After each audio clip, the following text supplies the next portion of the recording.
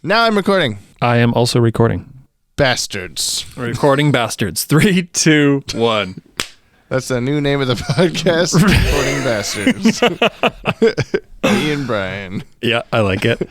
Welcome, everyone, to the podcast. It's called Recording Bastards. Yep. Do we record bastards, or are we the bastards Yeah. being recorded? Oh, okay. We do. This is where I show my bastard friend, Brian.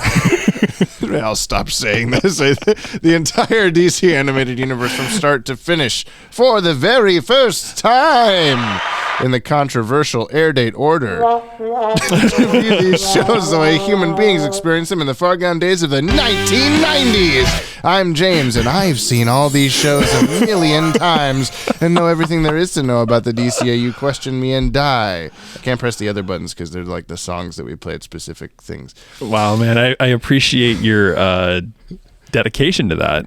Well, we had been talking about or noticing that we don't press the buttons. Yes, we don't press the buttons, Jamie. The royal we. I am we. Hardak is involved here somewhere. Jamie, what do you know about Spotify? Nothing. Really? Pretty much. I don't know. I put this on a website and it goes to Spotify. That's my entire understanding. Why? Sweet. So Spotify does this yearly thing called Wrapped. That's the second thing I know. Oh, about God. Spotify. Now, fine. Now you know two things. I don't know if you've noticed, but we've had we've made some lists. Oh, yeah. A couple of people's top podcast list. Yeah. That was cool to see. I am ashamed to say that we slipped to number 3 for Kimmy. Oh, man. Yeah. What's 1 and 2? We got to figure this out. We got to murder. What? We got to send a troop of government agents to their house, just like we did with the Yoppie Tower database. Or we need to be a podcast that's been running for several years and that Kimmy is very interestingly trying to catch up to. Yeah, it probably doesn't help that she. Well, I'll take it. I'll take third place Kimmy as a compliment because it means that she listens to us weekly, and the other ones she's like, "Oh God, I'm so behind. I better listen to a lot of this to catch up." Yeah, this is prioritizing us despite us being lower on the list. It's fine. Yeah, there you go. Sure, that's what I get out of it. Wow, you're such an optimist. Is she watching these episodes today with us or no? Yeah, she's supposed to be. Her and her beau are taking a break from watching the movie Firefly. The Firefly movie? Oh. Serenity. Sure. Is the name of the Firefly movie. Wouldn't know. Which I have seen, but I have not seen Firefly. Even though I know it's like the ending of Firefly or whatever. I feel like you're going to get some hate mail for that. I know. Sweet. Well, I just met my dad's dad this last weekend. My dad just met his dad for the first time in July, and then they brought my sister and I to meet him also. It was a pretty cool experience, but they had one of those coexist flags outside with all the religious symbols. Yeah. Spelling coexist. And there's like a nerd one of those where all the letters are instead like different ships from different sci-fi shows. I think the O is the Enterprise and whatever. Mm-hmm. And one of them is the Serenity, the ship from Firefly. Another one's the Doctor Who police box. Another one is nice. There was a third one that I hadn't seen where I was just like, yeah, I'll pretend like I'm in all of the gamut of these things. I know all of them. Yeah.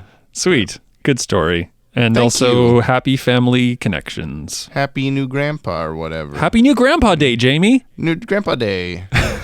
He was a nice man. Anyway, today we're watching Shadow of the Bat parts 1 through 2. We're going to watch all 2 of them today. Wow. We're going off the rails a little bit here because I want to make sure we watch Mask of the Phantasm before the end of the year. And this was the only way to do it because we're stupid and skipped a week somewhere in the last month or something. We skipped a couple weeks, but it's okay.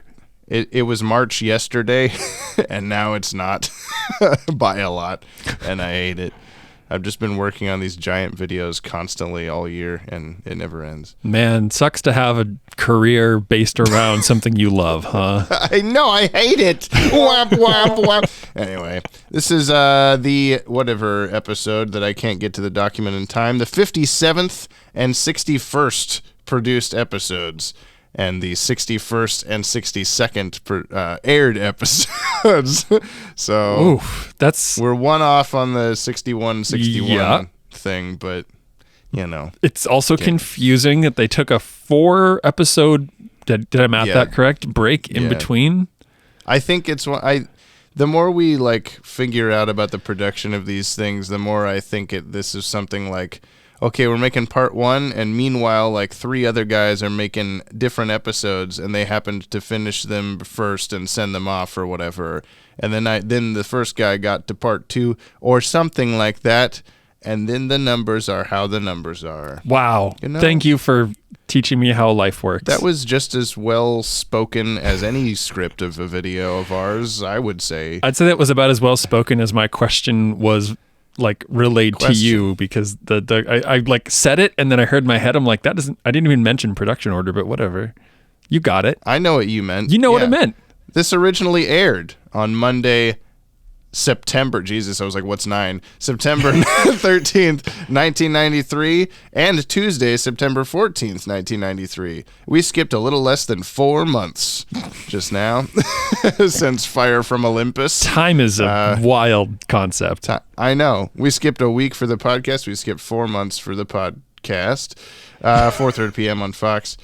This was the beginning of BTAS Season 2. We're officially in BTAS Season 2. We had 65 episodes, and now we had 60 episodes, but there's still 5 of them of the original 65 ordered, but it's Season 2 because television networks and September's starting new. It's been a year now since the show started in real time. Nice. The end. Good story. Thank you. I'm full of them. I'm chock full of good stories. Good story. Happy new writer Bryn Stevens Day. Heart of Steel and Birds of a Feather are there. Credits previously written. That's not new writer then? No. Happy new Grandpa Day. I was trying to do a thing to kind of transition us. Directed by Frank Power. Happy new director day. New director. We have never had a Frank Power episode. That's why we don't know how to say his name still. He directed Be a Clown, I've Got Batman in My Basement, Vendetta, Prophecy of Doom, Mad as a Hatter, The Cape and Cowl Conspiracy, The Underdwellers, The Strange Secret He's done of a Bruce lot. Wayne, Twiger, and Birds of a Feather. A lot of them. We got music by Shirley Walker for part 1 and Harvey Cohen for part 2. You want to make the Leonard Cohen joke? I sure do. Do it. No, I won't. I mean, I want to. I'm not going to. Oh, okay. And animation by Dong Yang with layout by Spectrum. The Cowboy Bebop people? No. Damn it. Let's see. Oh man. Let's watch it. We're gonna do this like a normal podcast episode. We're just gonna have watched 2 episodes of a show instead of 1. Wow. Okay. Can you believe it, people? I know, it's so complicated. I have to explain to make sure you understand this process. Let's go do it. Okay. Who are you? What are you doing here? Matches Malone. Heard about a new mob. Thought I could make some more dough. Is that so? Well, you heard right. In fact, you can double your take on the jobs we're pulling. Assuming I let you live to join my gang. Matches Malone, huh? Never heard of you. But there's something about you that I don't like. Nothing I can put my finger on, but I trust my hunches. Kind of like second sight, you know? Good heads you live, bad heads you don't. Simple, huh?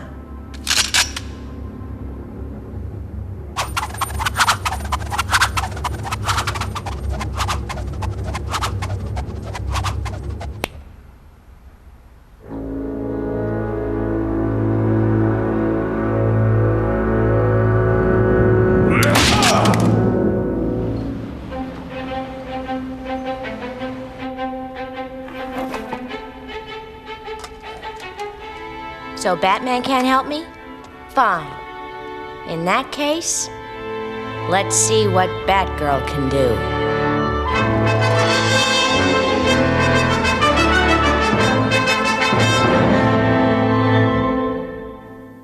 Where did he put that? Where did he put that, Brian? I don't know.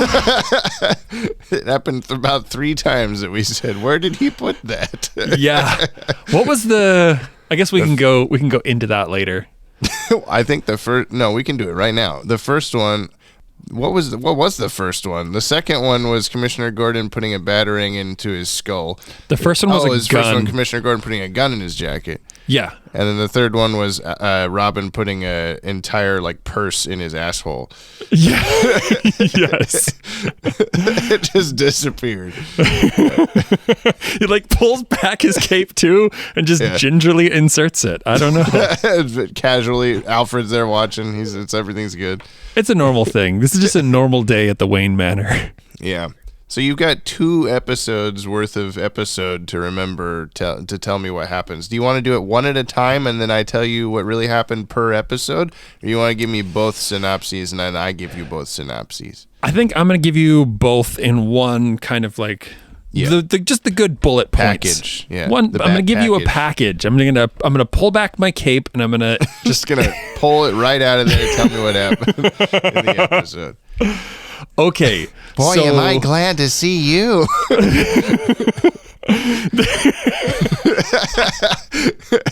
Robin slowly pulling a purse out of his ass. Yeah. That girl getting all excited about it. There's some weird stuff in these episodes. Yeah, there was. All right, I need to take a drink for this. Gulp, gulp, gulp. Those are the sounds of of water-flavored whiskey. Okay. So, first off, we open up with some really keen effects, but we're going to talk about those later. Commissioner Gordon and his new buddy, whose name I've just forgotten. Gil Mason. Jim Rivers. Rupert Murdoch. They're doing really good. They're busting a bunch of people. Rupert Thorne has come back. Who's that? Right? Yeah, that's right. Oh, God damn it. That's correct. Rupert Thorne has come back and he's all doing bad things and oh no, but he's going to get caught. And also Two-Face has come back and oh no, he's doing bad stuff. And it turns out Gil, what? Mason. Mason. What'd you say, Jim Rivers? Yeah. Gil Mason. I'm going to kind of combine things here in a weird order. Gil Mason, he's a bad guy posing as a good guy, and he's a really bad guy. No and way. Commissioner Gordon gets arrested by being framed by taking money from Rupert Thorne. They hand him the paper that says it, and then he hands it to Barbara because he can't read. And then she can't read, and she says, "On what charges?" Yeah.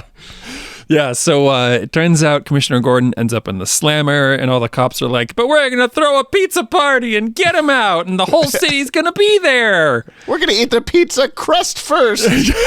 In one bite. Where did he put that? Where did he put that?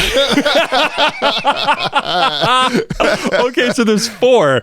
There's 4 where he put that instances. He put at least 10% of it on his shirt, but the rest was... It's just gone. His liquid pizza's gone. Okay, so the slurped it up. I think the title for this episode is going to have to be "Where did he put that?" Oh, I thought "His liquid pizza's gone" was pretty good. No. Where was I? Let's. There's some chaos. They're putting on the thing. They're putting on the. And Barbara's like, "We need Batman there." Yeah. We need and Batman's like, I'm not going to be there. And then Barbara's like, well, Batgirl's going to be there. I'm going to dress up as a fake Batman. And then everyone's going to immediately find out that Batgirl's a thing and Robin's useless. And he's going to be like... We need a Robin's usefulness for these episodes because it is at an all-time low. It goes from... His scale goes from -5 to +5. Yeah. That's at most, yeah. So on a good day, he's at 0. Okay. Wow, there is a lot to tell, though, isn't there? There's a lot of plot happening in this episode. So some bad guys come and bust Commissioner Gordon out of jail to be like, yeah, your friend is Rupert. That's a long time Rupert from now, Thorne. Yeah, I'm okay. I am having a hard time remembering what happened in what episode. Batgirl is Barbara's like, I'm gonna be Batgirl. I'm gonna put a costume on, and then she goes to you're right, as Batman. Yeah. Yeah, I jumped to liquid pizza, I think. You did, yes. So there's a whole gathering happening outside of City Hall or the police department or wherever, and there's a car coming, and Gil Mason ducks, and then the machine gunners start shooting, and then everybody else ducks. And this is caught on camera, which is good because I'm fast forwarding because Robin's like, wait a minute, Gil Mason ducked before the guns came out. Whoop, whoop, he must be a bad guy. He says it with such conviction at least 3 times. Yeah. Audience, do you remember that he ducked before? Yes, I was there, Rob. Oh, fuck. What happened in order next? That was Batman dresses up in a mustache and infiltrates Two-Face's Two-Face house. Yeah, that's right. So Batman is now helping this time. matches Matthews, and he says, Two-Face, I need a job. And Two-Face is like, that's a good point, but I'm going to flip this coin. Uh-oh, you got to die.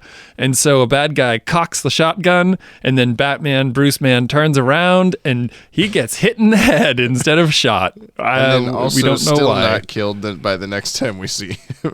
Yeah. They just take him on a walk. It's fine, I guess. Whatever. When is the to be continued? Before what just... That happens, and then the Batgirl's like, well, if Batman's gonna not do it, then I will. I'm Batgirl now. To be continued. Okay, cool. So then the second one opens, and there's a recap. Okay, so it starts out, and Commissioner Gordon gets framed and arrested, and then he gets put into jail. Can you tell me what happens in the part 2 recap of part 1? I think that was a request from Kimmy, but I'm going to stop it there. Because we had a Kimmy and a Merlin watching in the episodes, but not in the guest starring. Though maybe one of these days. Merlin the magician himself watching the episode. I know, it was fucking crazy cool. It was really cool. He was like, I was there in Camelot, and we're like, holy shit. I thought you would be an old guy. Why are you like He's young Irish man? He's magic. I thought you were British, old and British, and he's young and Irish, and I'm confused. Yeah. I'm glad that you confirmed that for me, because I caught a wee bit of Irish coming through, and I was like, am I just hearing things through Zoom, or is this real? Oh, no. Merlin's from Ireland. Good. Yeah. Perfect. So that's a backstory for everybody, I guess. Moving on to the episode. Merlin's origin story. So I think he was born in Dublin. At least he lives around Dublin. Get back to the episode, Brent. What happens next? I honestly can't remember how the second one starts. Then the liquid pizza. They break him out of the jail and they take him to the docks. Yeah. And wait, not the docks. Yes, they take him to the subway. The bad guys take Commissioner Gordon to the docks, but Robin and Batgirl meet up in the subway station to save Batman and get Gil Mason. Oh, okay, yeah, maybe you're right. Yeah. And then Batman's like, I'm going to be naked now, do you mind? And she's like, keeps looking for a second and then goes, oh, whoops. And her cheeks get all red and Batman gets naked. And then, am I taking over for that? And then I kind of want to see where this is going to go. The water comes in and they hide in what I thought was a bus. It's a subway car. It's a train with a bus door, and Fair point. Maybe it's a train door. I don't know. Oh, it could have been a trolley that was like parked underground. World's strongest trolley, either way. Yeah, Batman pulls the lever, Kronk, and then it was the right lever because it somehow follows the tracks into the wall and bursts out the wall on the other side, on the outside. And then Batman's like, oh, we're out of grappling hooks because I used all 5 of mine previously in this episode. And then they rip off the bus door handle and climb up the wall. And then they go fight at the dock and they beat him. Oh, but don't you dare forget that Gil Sunshine is like taken off on a boat and Batman and Robin are nowhere to be found. And so Batgirl's like, well, what do you know about this shit? Well, okay, And then Batman she- is fighting thugs and Robin is standing somewhere. So Negative Batgirl 4, has to Robin. So Batgirl's like, I like water skiing, and she like as Gilly Boy Thompson is like taking off on the boat. She grabs the rope, which is just trailing behind the boat, and then they have a boat fight, and Gil Gilmanton is What I really love about you purposely messing up his name is that we did a Vanishing Point episode on this episode one time, and Maddie got Gil Mason and Two Face's names mixed up and said Gil Face and Two Mason. We've been hoping that would catch on for years, and it never did. But maybe now's the it's time. okay. Now you got it, but yeah. Sweet. Is it his face is made of gills? Oh God. Oh. Another guy's just 2 mason jars. Two, yeah, he's just two masons. Let's Two wrap guys this that do up, Masonry. and we'll say that Barbara Girl beat up Gil Facin. Is that what it was? And then Two-facing. and then she jetpacks out of the boat with Gil Yeah, just They before it explode. explodes. And then they just fly away. And I love that there is like the 2 bits of flaming rubble you follow through the sky and they land in the water, and then I made the joke Yeah. like, oh well, that's the 2 of them, haha, and then the 2 of them pop out of the water like roughly in line Where with they the landed, rock. yeah. Like, oh, it was them. They were on fire. Cool. they swam really fast to the foreground to come out of the water. Yeah. The end. That is the end. Oh boy.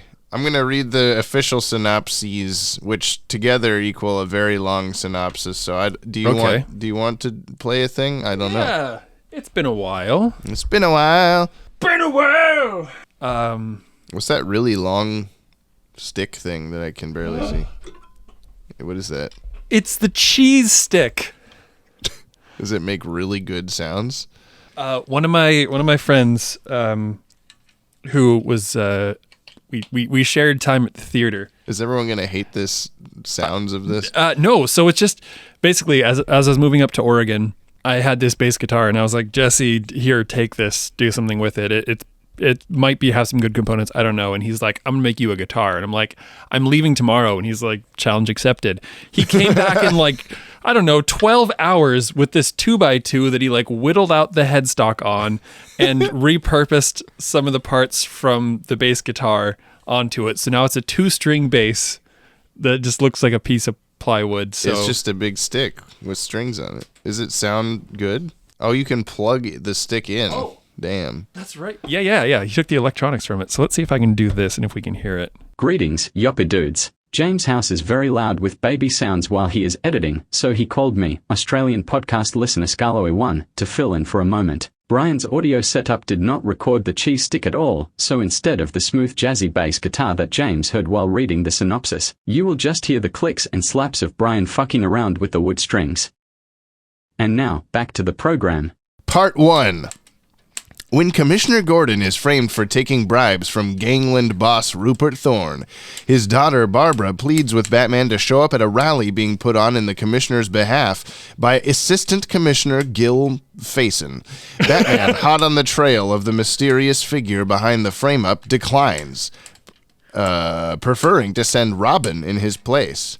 Barbara, determined that one way or another the Dark Knight will make an appearance. What? Barbara determined that one way or another, the Dark Knight will make an appearance. So she rents a Batman costume. She rented that? Does it say Batman's R Us. And using her gymnastic abilities, impersonates Batman. Her plan backfires, however, when an unexpected drive-by shooting by gangsters reveals her as a girl. The next day, the papers are trumpeting the question, who is Batgirl? Batman, in disguise as Matches Malfoy, infiltrates the headquarters. Wait, was it Malfoy or Malone? Malone. I'm just being you, okay? I'm changing everyone's name. Oh my God, you're so Wasn't funny. it funny? Infiltrates the headquarters of the one responsible for the frame-up and finds its Two-Face. Before he can escape, he's knocked unconscious and captured. Oh, to Mace. I don't fuck you. Meanwhile, Barbara discovers information that Gil Mason is actually in cahoots with whoever framed her father. With Batman missing and no one else to turn to, she decides to redesign the costume and investigate the case as Batgirl. Part 2. Robin discovers that Gil Mason is in league with the underworld and goes to investigate him. The underworld? Lord Brother Hades! He encounters Batgirl along the way, who is also trying to get to the bottom of things to clear her father's name. Each learns, without knowing that the other knows it, that Mason is to meet the mysterious gang leader in an abandoned subway in South Gotham. There's no love lost between Batgirl and Robin, and so they go separate ways, each arriving at the subway station independently. Mason joins Two-Face, who has decided to execute Matches Malone. Batgirl tries to stop this, but bungles it, and she, along with Robin and Matches, are trapped in the subway. Two-Face floods the subway tunnel. Two-Face has Gordon busted out of jail as part of his two-part plan to discredit the commissioner and establish Gil Mason as head of police, while Two-Face takes over the gangs. Wasn't Kimmy just saying we're getting into the shorts? He takes Gordon to Bayshore Wharf, planning to execute him there. In the subway, Matches changes to Batman. No, he did that earlier. And manages to help Batgirl escape via his grappling gun through a hole in the ceiling that he made. Before she can rescue him and Robin, however, the two are swept away by the flood. Batgirl realizes it's up to her to save her father and heads for Bayshore Wharf. Batman and Robin manage to escape by crashing a subway car through an embankment wall. They arrive at Bayshore Wharf and, along with Batgirl, tackle the crooks. Two-Face is captured and Gordon freed, but Mason escapes in a speedboat. Batgirl leaps in the boat and struggles with him, managing to pull him out of the water just as the boat strikes a Statue of Freedom and explodes. Wait, that's... what? The hell is a Statue of Freedom? Gordon is cleared of all charges, and Gil Mason, horribly disfigured and crippled, is in a coma and will be a vegetable for the rest of his life. When the fuck was that said? Wait, are you serious? What? Bruce and Dick agree that Batgirl, whoever she is, acquitted herself nobly. Barbara, hearing this, smiles as the two speculate on whether they'll ever see Batgirl again. I got kind of bored now just dicking around at the end there. Sorry. I understand. I got kind of bored just reading it.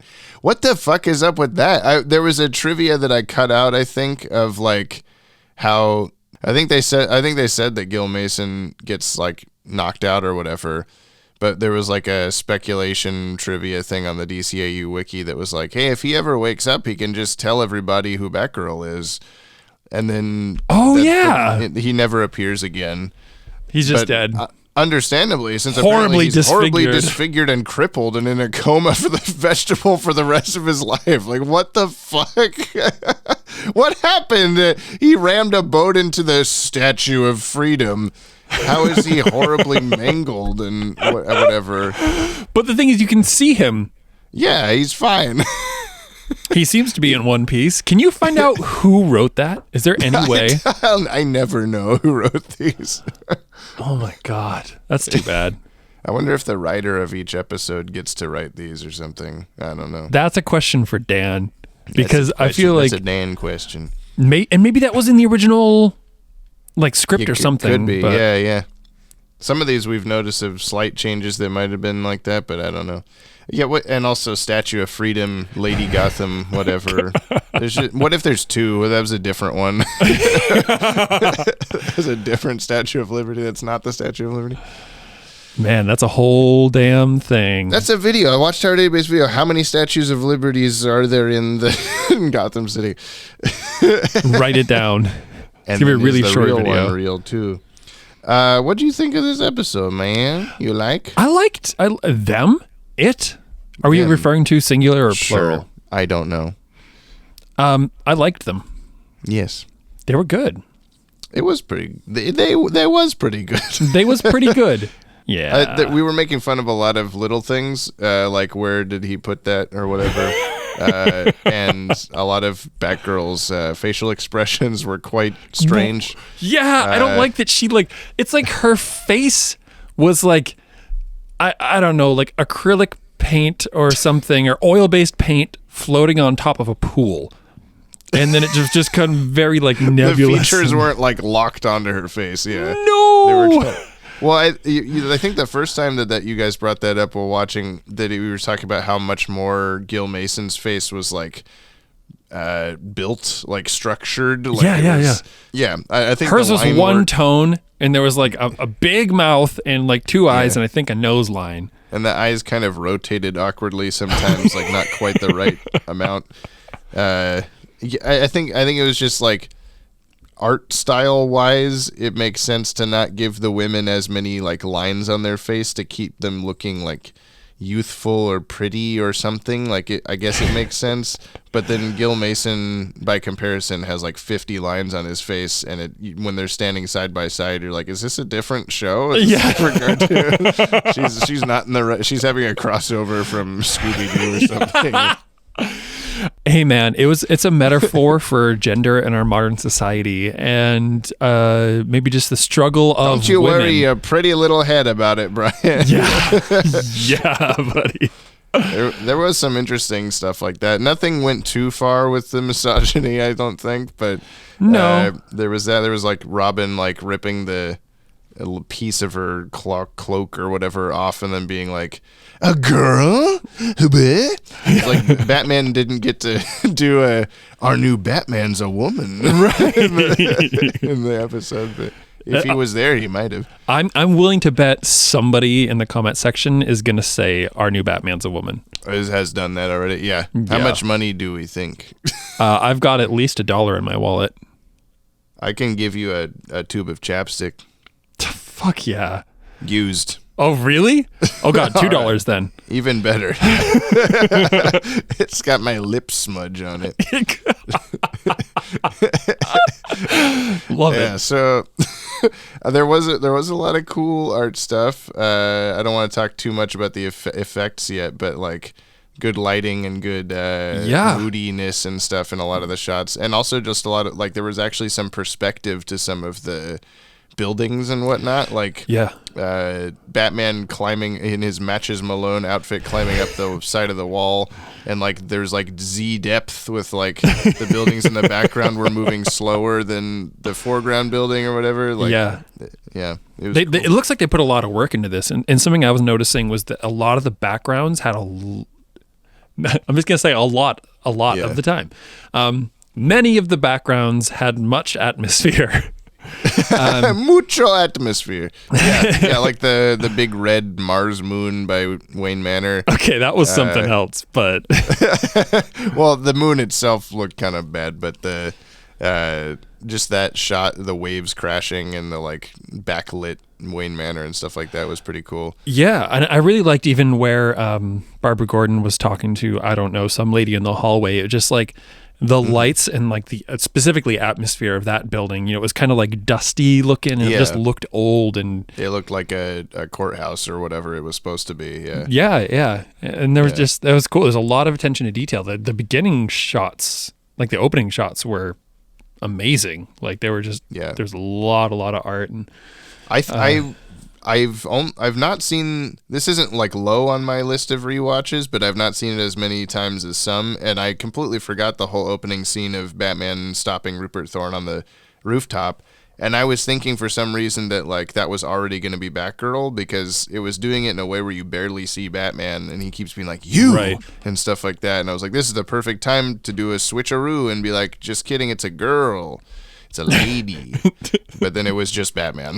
And it did not do anything with that at all. Like, it's just Batman. And I guess it was just supposed to be a cool Batman scene that I was overthinking or something. You were expecting. What to expect when Bat-spected. You know what I'm saying? No. Me neither. There was a... You're just leaving.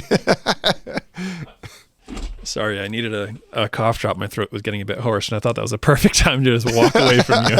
He just left. I like Rupert Thorne coming out of the shadows, and you're like, who is that? I recognize him. I don't know. It's just some guy. It's like, I just, on like people-looking people, I feel like I just don't really have them. What'd you think of Ratso 2, Bigger Ratso? You mean what we're calling him? Two Teeth? Toothface. Toothface. That's what it was. Two-Face and Toothface. Yeah. Yeah, well, like, I like her flip, like you're talking about people-looking people. She's just flipping through a, like, criminal database of some kind, and there's just, like, generic guy. Obviously the one you're looking for. Like, very different bone structure. Okay, speaking of that moment, Yeah. what was that where, like, Oh, Bullock. Robert Costanzo and Yeah. Maria Montoya? What's her name? Maria Montoya, yeah. What's her name? What? Renee Montoya. Renee Montoya. Yeah. God damn it. That was like such Mason. an odd moment where they like Yeah. they sit down, you know, freaking Bullock says something like a little like oddly inappropriate, and then there's just like a 10-second like silent exchange, and Woodrow face of Batgirl looking at him. yeah. I was purple. By the way, if no one immediately gets the Woodrow reference, I was debating, yeah. go to JTS Entertainment on YouTube. Did you mean It's Entertainment? I did not mean It's Entertainment. Oh. And just type in Woodrow, because those are some of my favorite early sketches from James. They're good ones. They're really good. She's making a very Woodrow face there. And yeah, there's just a really long pause of him like looking sheepish, and then he goes like, oh, or something. Yeah. And then just gets up and leaves. And they like And I- wave awkwardly with like there's like no Foley work. There's like no sound at all. They're just like silently like leaving frame. Yeah. And he looks really like upset, like he made a big error just now. Like, what was he doing? What was he trying to do? I don't know. Yeah, I guess I don't remember what he said enough to even catch it, but I'm going to jump around a lot here, but I've always thought it was weird that the episode ends with Batgirl being like, well, this costume's shredded to shit. I better, like, fix that and make it good. And then she steps out, and it's exactly the same as it was before, but with a symbol now.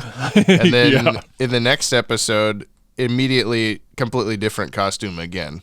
Like, it's blue instead of black like it was. And I feel like the belt's different a little bit. I don't know. It was just like, where'd you get that one? Why'd you oh, well, then Batgirl will do the thing, to be continued. And then as it's fading out, she goes, well, actually, I don't really like those. Let me try again. I mean, that checks out. How many times did we say, like, did we like laugh at how bad Robin was in this episode, in these two episodes? Between them, he's so inept and stupid. Well, how many times was he on screen? Yeah, it might be the same. What was it? It's like he's so like, I'm a detective, I've figured it out, in a very like kind of cheesy way. And then but when he gets to the scene and he's like tackling Batgirl for a good 5 seconds, then he goes, you? Like, Yeah. who would you like, think it was? He watches her climb up a building, and Yeah. just in plain sight, well lit, you can see that it's her. And then he sneaks up behind her, and you can tell that it's her. And then she, like, goes to flip him or something like that, and he counters, and he foot sweeps her, and then he's like, oh, it's you! I know you're you! It's the same logic of Batman has cheekbones and a mustache now, or Bruce Wayne has cheekbones and a mustache now, and you can't tell who he is. Yeah. Or Dick Grayson puts a domino mask over his eyes and you don't know who he is, etc. Yeah. But also, like, I did notice that his nose was different, and like his face just looked different. He didn't look like Bruce Wayne. No, he was puttied up or whatever he does, yeah. Yeah, but still, how many times is he going to use that disguise? And I not feel be like, yeah, recognized? it was at least better than the Robin's Reckoning disguise when he's playing dice with those guys in the alley, where he's just Bruce Wayne with a mustache, like literally, like he has no change to his face. But the Matches Malone disguise does come back, and in the future he is literally just Bruce Wayne with a mustache. Like, he doesn't even change his like suit that he wears. So I've definitely been looking forward to your reaction to that. That's ridiculous. And also, Two-Face by the end has him pegged. Yeah. He's like, oh, well, if that's Robin, then you're... And then you said, Swiss You're cheese. Swiss cheese. Yeah. There was a couple of those moments I've talked before about hating the, like, when I do this, I'll and like way too long of a pause. That happened at least a couple times in this where Robin said something that ended in like, what's this? Like it took way too long, and then yeah, Two-Face did the, if that's Robin, then you must be Swiss cheese. There must be a name for that, right? A TV trope's got to have something for that, I would guess. But I don't know what it is. Shoot. Let's talk about the cast, Brian. Yes. We got Kevin Conroy as Batman. Yeah. Yeah. Robert Castan. It's been so long I forgot to do the thing. So as Detective Bullock. Get up on the hybrid bag! Get up on the hybrid bag!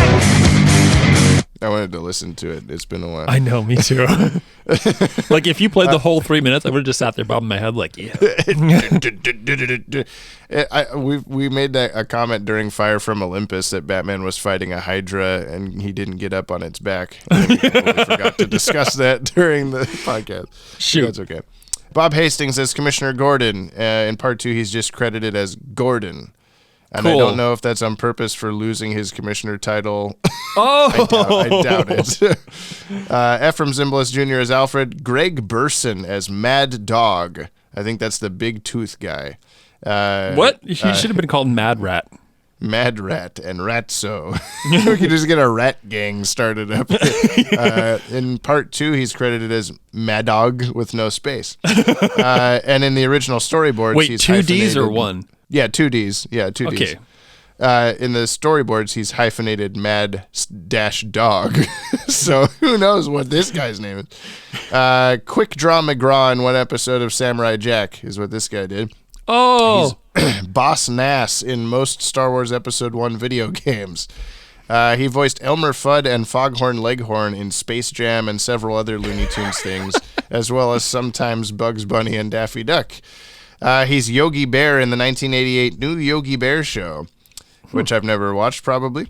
He's Nemo's father in Little Nemo Adventures in Slumberland, which I only included in case Scott Steele is listening to this. And he's a couple other minor appearances in Angry Beavers, Johnny Bravo, Cat Dog, Tom and Jerry Kids, and Scooby-Doo. Can you tell me who he was on Angry Beavers? Oh, I didn't write it down. Shoot. I'm sorry. But the thing that I am ending this on is he was also Mr. DNA in Jurassic Park. The Dino DNA, the animated little DNA dude. Oh my God. That's amazing. That's cool. I like that, yeah. Mary Devon as some lady. I haven't had her for a while either. This is the comeback crowd. Melissa Gilbert as Barbara Gordon. She's in part 2. She's credited as Batgirl because now she's Batgirl. Can't she be both? No. Never. Lauren Lester as Robin.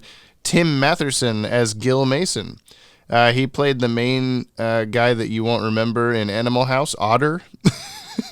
I haven't seen it, even though I live in Big Bus. Yes, let us continue to give clues about what Big Bus is. Okay, let's. He played Loomis Burkhead in 1941. He was the narrator in the 1985 version of Fantasia. And he will be back as other one-off roles in future DCAU shows. Sweet. We got Lynette Metty as Janet Van Dorn. That was the DA that Batgirl was talking to in the place. She played Ship Computer Voice in one episode of The Magical World of Disney, Earth Star Destroyer. She played Lieutenant Nancy Griffin and 3 different nurses in MASH, and was an additional voice in one episode of Duckman, Private Dick. Again? Yes. Then we have Richard Mole as Two-Face and John Vernon as Rupert Thorne, who I have also mentioned before is also in Animal House. So we've got 2 different Animal House guys on this one. Amazing. And they were like, oh, Batgirl, College, Animal House. There you go. There are bats. In Animal House? In Big Bus. In Big Bus. Yeah, there's the connection. What did Robin say they were watching? Like Humphrey Bogart marathon or something in his Something like film class. Bogart Fest. Yeah, Bogart Fest. That's what it was. Yeah, Bogart Festival or whatever. I want to go to Bogart Fest. Come on, man. You want to get into some trivs? There's not a ton of them. Yeah, and apparently I caught one of them. Yeah, you did. Yeah, the stacked deck club that they were that Matches Malone was playing pool in and reading lips. That's what I was gonna say. Like, could he hear them? He was reading his lips. He was turned sideways. Okay, he's Batman. No, he's Patches Malone. I like the no, nobody can hear me, and it just cuts to him like glaring at his lips. What the fuck is he saying? Oh my god, I got this. I'm Batman. Don't look over here. I thought maybe he had like a batarang in his head or something like that let him hear. No, he was just watching. Damn. He knows. But yeah, that's the same club from Almost Got Him, and which is like a very like quick thing that they showed the outside of it, and you're like, is that the same place from Almost Got Him? Like, oh my god, you learned something. Like, awesome. I learned it from you. Thank you. Yeah, I didn't teach you to read all the signs, but I guess it's paying off finally. This is Barbara's third BTAS appearance, as we discussed. First produced was Heart of Steel. First aired was I Am the Night. We were watching I Am the Night, and it was like, oh, that's his daughter, by the way, because they haven't told you yet That's on right. the show. Mm-hmm. Whoopi, Barbara's cherished teddy bear, reappears from Heart of Steel. Do you remember that? Yeah. He's like gave it to her at the place. Whoopi was meant to be skewered and destroyed by a Hardak Batman duplicate in Heart of Steel Part 2's original cut ending, which we discussed. It was like what gave him away as the robot was Commissioner Gordon throws the teddy bear at him, and then he just like shinks his arm into a Terminator 2 knife. Yeah. And so he wouldn't have been here had that happened. Oh No my teddy god. bear. He was very important to the plot. He sat there on the bed, and then Batgirl looked at him. Multiverse. Oh my god. Robin does not put on a helmet before riding off on his motorcycle in Part 2, but is later wearing a helmet when riding off after listening in on Gil Mason's phone call. Oh my god. Where did he put that? I'll give you one guess. Oh, in the purse, in his butt. Two-Face is the only supervillain to appear in more than one two-parter episode in the series. He ironically appears in 2. Wow. That was so loud. I love writing down the trivs, and I'm always thinking, like, what are ones that Brian's going to actually go, like, oh, interesting, and what are ones that he's going to go, like, neat, and then we move on, and I can never get it right. I don't know. I try not to let those slip. I mean, it's cool, but if it was like he appears only in two-parters, that would be cool. Yeah. But like only. Mm-hmm. Yeah. The last thing I have is that the title of this episode would go on to also be the title of a 2020 BTAS-based board game from IDW, though the episode title likely comes from the Batman Shadow of the Bat DC Comics series that ran from 1992 to 2000. Each issue opened with the Shadow of the Bat falls on ...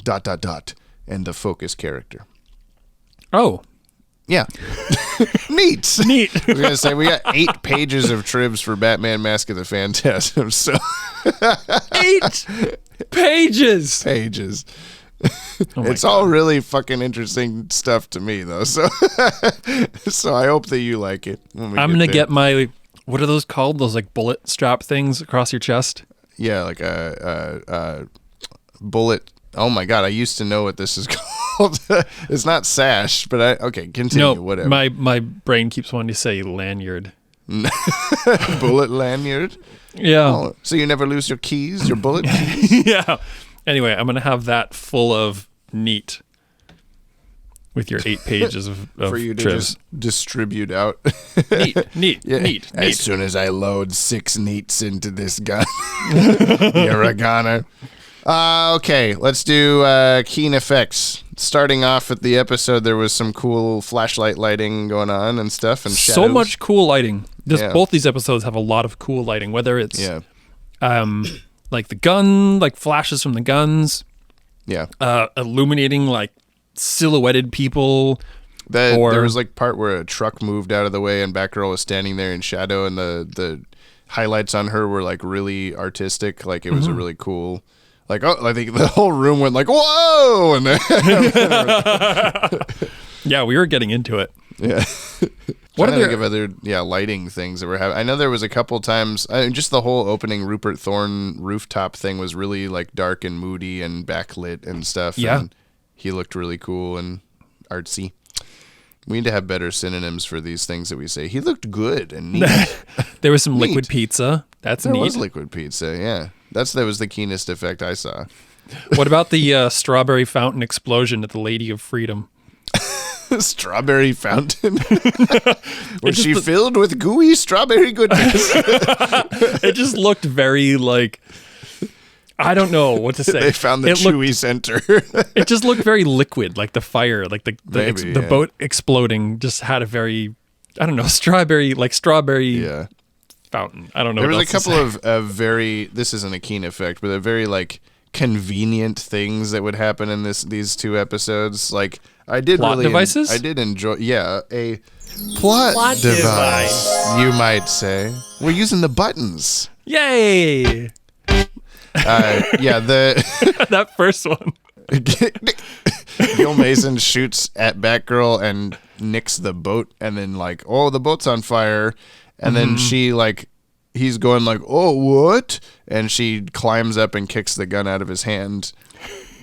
Is she like straddling the fire hole? What's going on? Yeah, it's I fine. think that's the podcast title name, by the way. Straddling the fire hole. I do like it. No. Where did he put that? Whatever Can we're we gonna talk say. about how much the bad guys hate spotlights? And how Yeah, many times you are you going to already, show like- a spotlight getting shot up? You've already caught that cliche because it was happening. Like you were like, don't go, or later you said, don't go behind a spotlight. Like you might get shot. But as it was even happening, you're like, oh yeah, bad guys hate spotlights and blimps or whatever. And- Well, I said plinth, but I meant to say podium. oh, okay. Because they're like going by and shooting like only Yes. like the basically anything but people. And I get it. The I get inanimate objects. Yeah. Yeah. You got to show that they're hitting stuff. So there's danger afoot.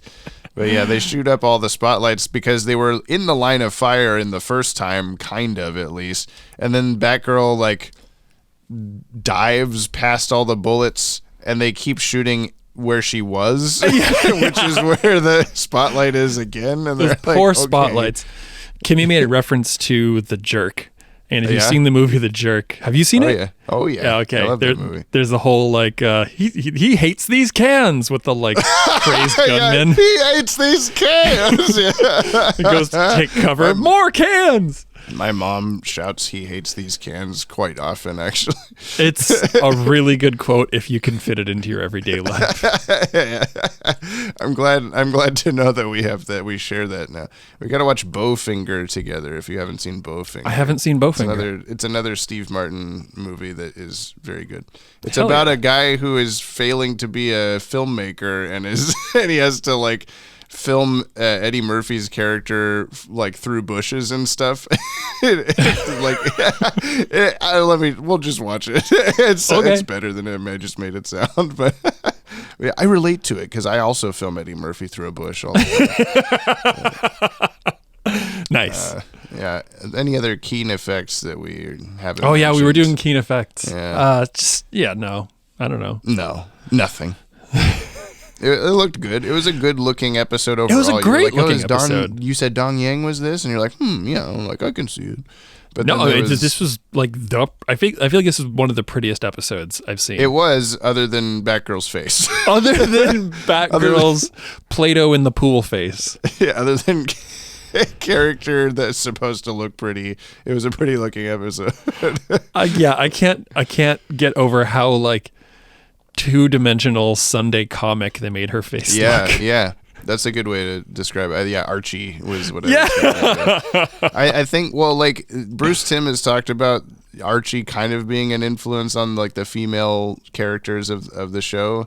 So that might be a thing. But I also like it gets tightened up way better in the next show. So I feel like, I mean, better is I use loosely because there are some iffy things about it, but stuff like that doesn't happen nearly as often because they're like, this is what the face looks like. You cannot interpret it any other way, kind of a thing between cool. animation companies. So yeah, like I'm staring at model sheets on my wall right now, and going like, "Yep, I don't know how else you would draw that." It's a rectangle and a triangle, and then the end. Batman's usefulness in this. Batman specifically. We could talk Robin's usefulness. two batterings that he hands Batgirl out of 20. Yeah. Batman's usefulness. Yeah. You know, he got wasn't captured. Yeah. He wasn't really the star of the show. No. It was the Batgirl episode. Well, he was doing okay at the start. He captured Rupert Thorne. Yeah. I'll give him a point for that. But then he, like, as Matches Malone, gets electrocuted and captured, and he would have been killed had they actually followed through on what the coin's supposed to tell them to do. They just decided, kill him. Okay, I'll knock him out. And while he's knocked out, they're like, let's move him to another location. we should see if Gil Mason knows who this random guy is, so that they can both be in the same place at the same time. Man, that's one hell of a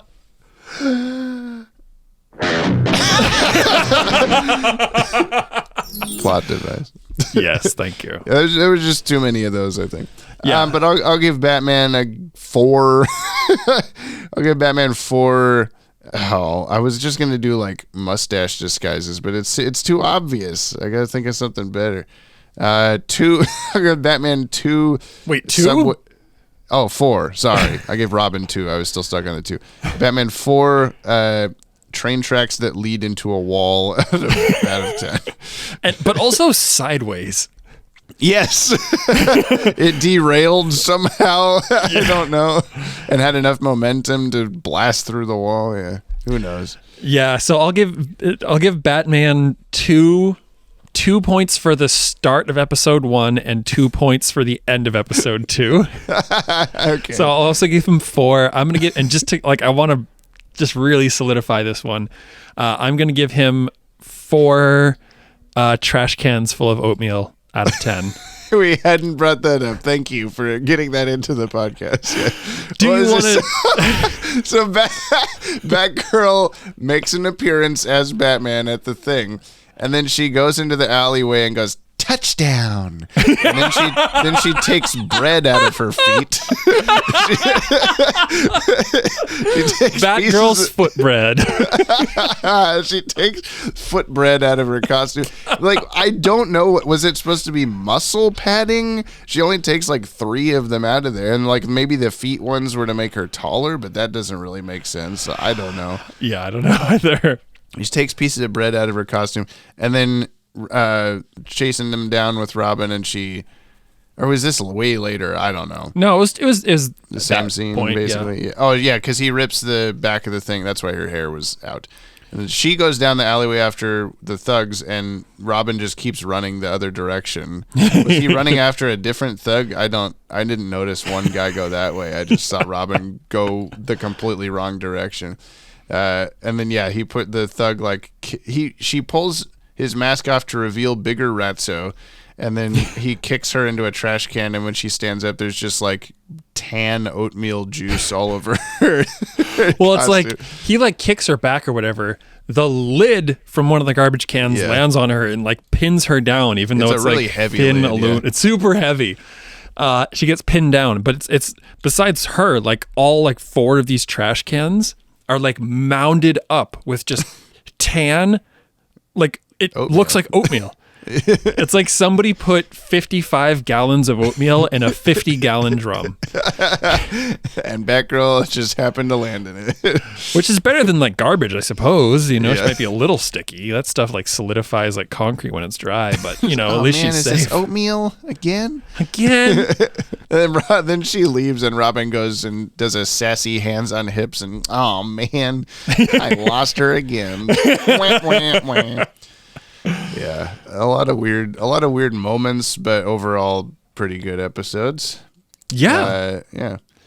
Books or hip hop, do you think? Hip hop. Yeah, this is more hip hop. Remember Could I dumb random aside, not related to the podcast at all. Oh, okay. The whole, talked about the Spotify Wrapped thing came up today. Yeah. I found out that I'm in the top 0.5, or was it 0.05? I think it was 0.5% of listeners of Aesop Rock. And I was like, yeah, I've found that seems to be the disturbing part of that, is you get to see like, oh no. It's like I figured as I was going through, I knew that it was the rap thing was coming up, and I was thinking about it. I'm like, I've listened to like specifically the album Impossible Kid like a lot in the past year-ish. Yeah. I've really been burning through it, just like really inspired by it. Super great lyrics. And I was like, oh, it's probably going to be that. Yeah. I wonder if I'll make it into the top whatever percent. And then I saw the you're in the top, and I'm like, oh, what's the number going to? I'm like 0.5. I was like, oh no.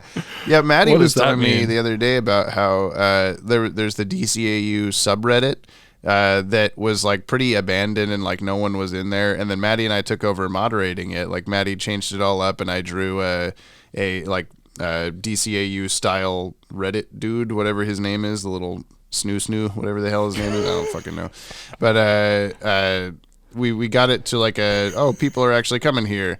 And then neither of us ever go there anymore. But when I check back in on Reddit, it's so populated in there now that apparently it's in the top 5% of most populated subreddits or something. What? And when it's so populated that when I post a Watchtower database video in there, people go self-promotion, get out of here, who are you?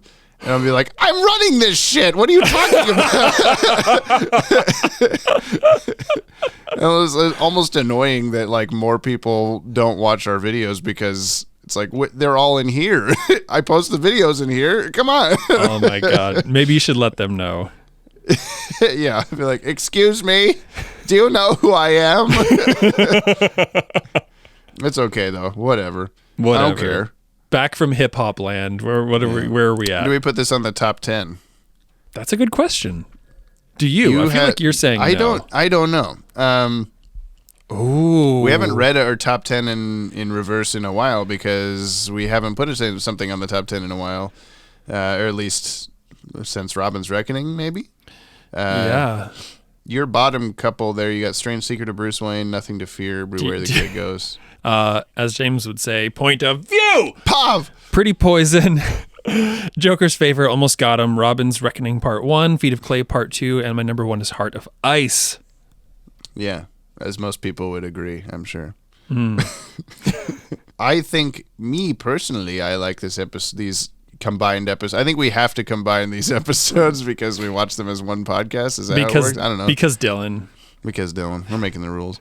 I like it better than Strange Secret of Bruce Wayne and Nothing to Fear, probably. But I was not. actually, I think it's a stronger episode even than Beware the Grey Ghost. I think, but I don't like it more than Beware the Grey Ghost, or Beware of / Grey Ghost / Ghost. Yeah. You got it. I got the it. animation in the Grey Ghost episode is not as good as the one we just watched. Truth. Although I will say, the opening of the Grey Ghost episode, the black and white, here he is on the television, that was really good and really cool.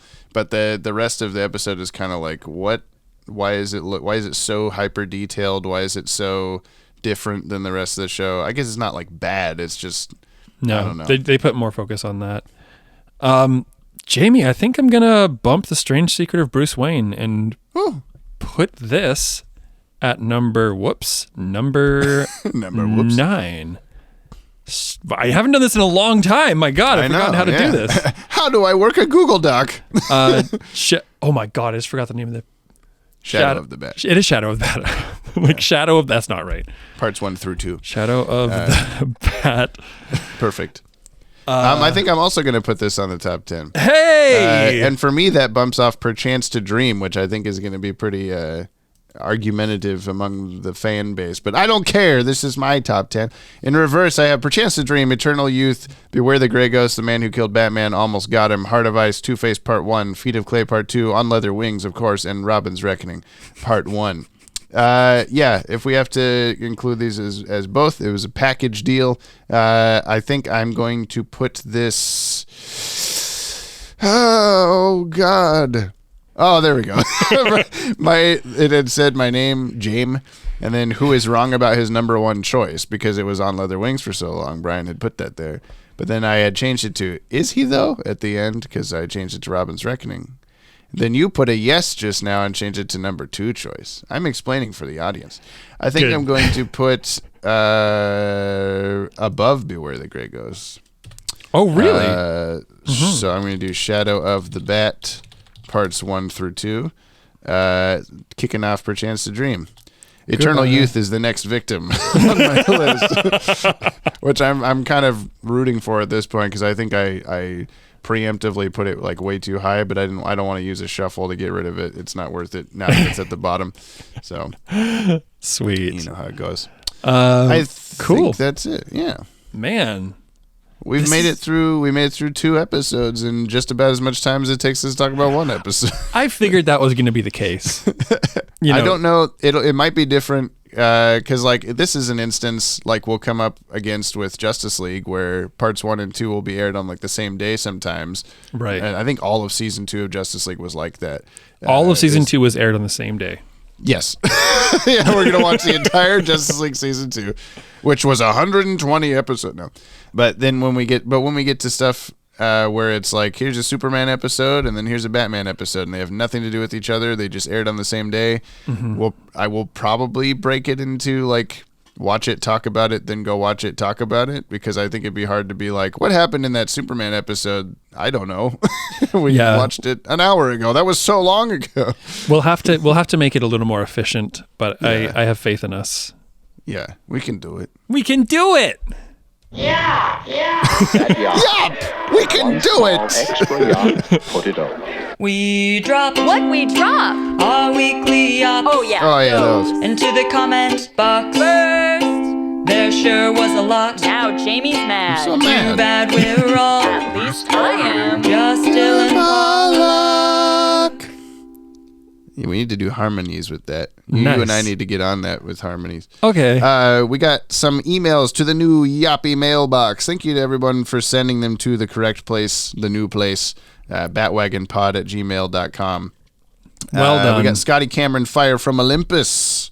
Hey, Yoppie dudes. Great show as always. Read My Lips was a fun introduction to Scarface and the Ventriloquist, and there are better episodes with that duo to come.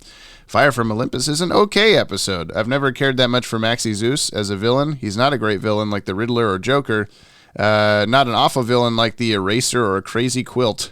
And not an oh-so-bad he's good villain like Sewer King or Egghead. I don't think Sewer King is good in any way. Egghead. I did like that he thought Batman was Hades and that the inmates of Arkham were other Greek gods. Thanks for the kind words on the passing of the late, great Kevin Conroy. Batman the Animated Series was off the air by my time.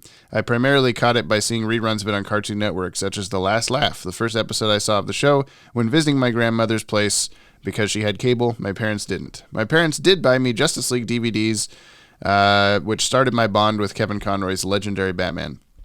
By Christmas in 2005, my parents rented DVDs of BTAS and Mask of the Phantasm to watch for Christmas. For my birthday in 2006, I got Batman the Animated Series Volume 4, which I'd watch repeatedly. That's how BTAS became a core part of my childhood. So when Kevin Conroy passed away, it left me with great sadness that was rivaled by the passing of Chester Bennington. Knowing someone who had been a crucial part of shaping my appreciation for comics and comic book adaptations passed away, I missed an opportunity to meet Mr. Conroy in person when he was at a local Comic-Con in downtown Kentucky. Is that what KC is?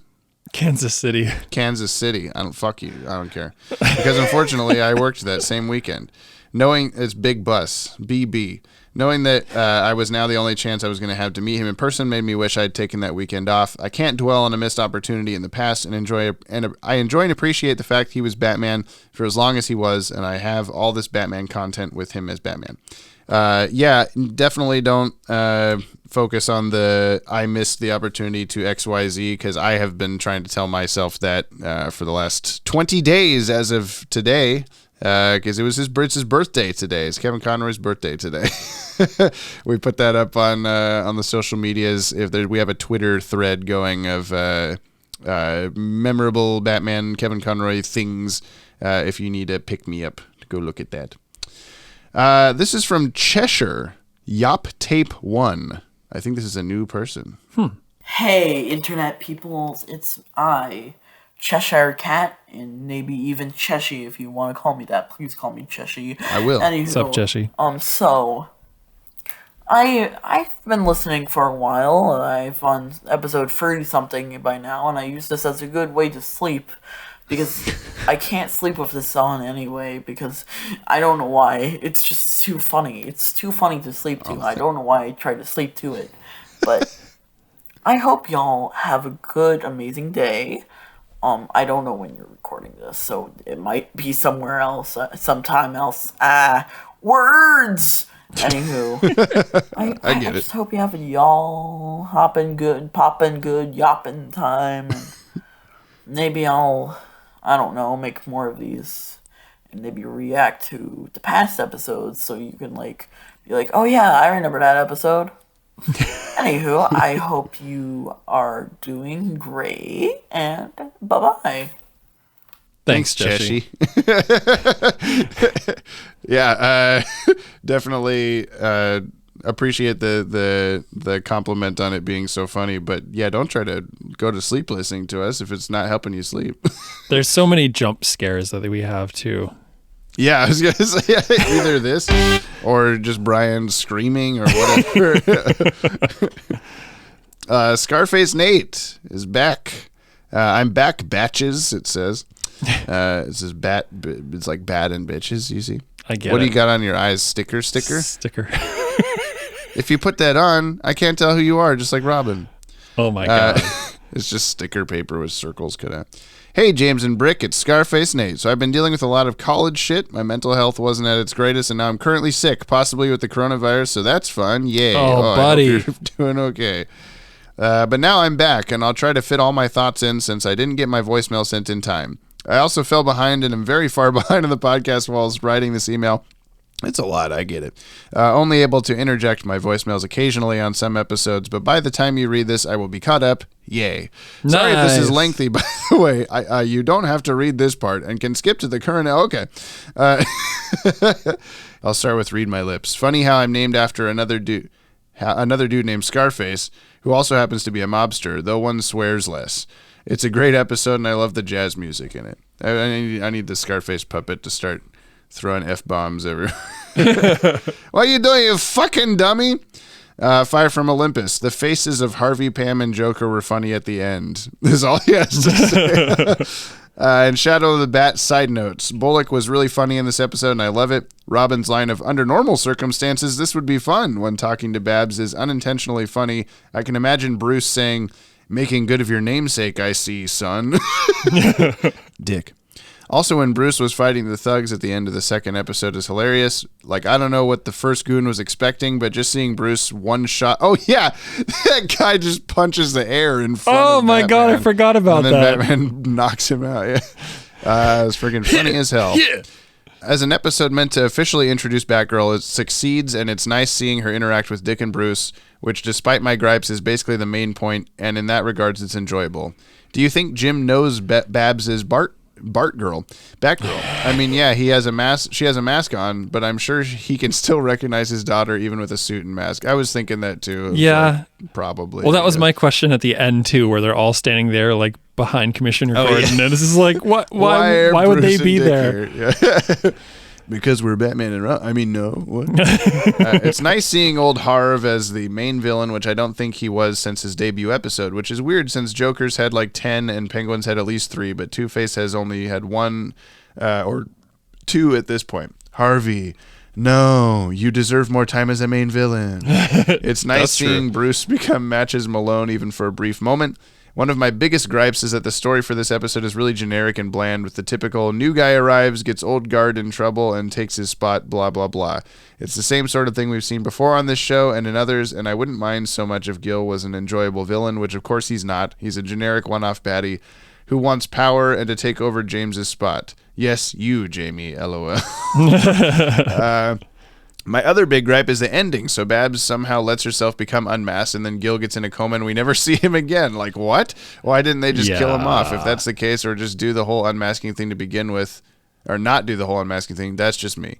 Overall, an enjoyable episode, really fun, and much like Heart of Steel, is not in my top 10 or even 20, but is enjoyable enough. Oh, we liked it. Yeah, well, it's because he's busted up and a vegetable or whatever they said. So. I think they should have given him the werewolf ending where they just like sends him off on his boat. Like maybe like Batgirl breaks off the steering wheel and the boat just drives into the sun. Yeah, like he's just gone somewhere. Just gone I thought you were forever. going to say, and then we cut to him standing on a mountain going, ow! Oh, he's out there. That Gil Mason. Scar Loey 1, episodes 11 and 12. Oh, because we got a two-parter. Hello, listener, and welcome to Jump on the Mechanic Wagon. I'm your host, Scar Loey. Yeah. In this episode, I will tell you about Season 1, Episode 11 and 12 of Earl, the animated series, The King Has Left the Sewers, Part 1 and 2. Earl was sitting on the subway car when suddenly a giant wave hit the subway car. Earl tried to stay above the water, but eventually he fell unconscious. When he woke up, a man says, "Look, look, look, children. We have a visitor. Yes, yes, yes." No! He continued. What did he think of that? Right now, the Sewer King asked Earl, What are you doing in my kingdom of crop? I just washed up here. What's with the kids? They are my beloved children. Kingdom of crap. Okay. How do I get out of here? There's a manhole covered just over there. Thanks. As Earl left, he decided he will never think about what just happened again. The Sewer King didn't leave the sewer, so the title is just a lie, right? Anyway, see you next time. Same PP time, same poo-poo channel. Thank you, Scarlo. I do hope that... They were in a sewer this week, so that's more accurate than usual. Wait, are they in a sewer or are they in a subway that gets filled with water? I mean, either way, I hope that the flood... I hope it flooded the Sewer King's entire, like, lair down there. Yeah. He's just, oh, God! All of a sudden. Keen Machine, Shadow of the Bat, both parts.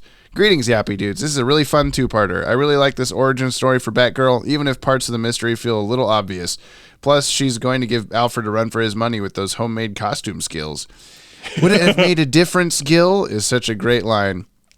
Takeaway, apparently Lady Gotham really is the spot to get rid of your enemies. First the guy's an off balance, and now the never again seen Gil. Did Batgirl murder him with that knock to the head? Also, given Gil's fate and that robot Harvey Bullock from the Hardak storyline before they knew it was a robot, I'd say Batman and Batgirl team up is much more terrifying than the usual Batman and Robin one. Also, Jump on the Bat-Wagon was my top podcast this year on Spotify Wrapped, so congratulations, thank you, and all the other things. Keep it keen. Thank you, Keen. It is cool to see that. There was a couple people that tagged us on Twitter about that, too.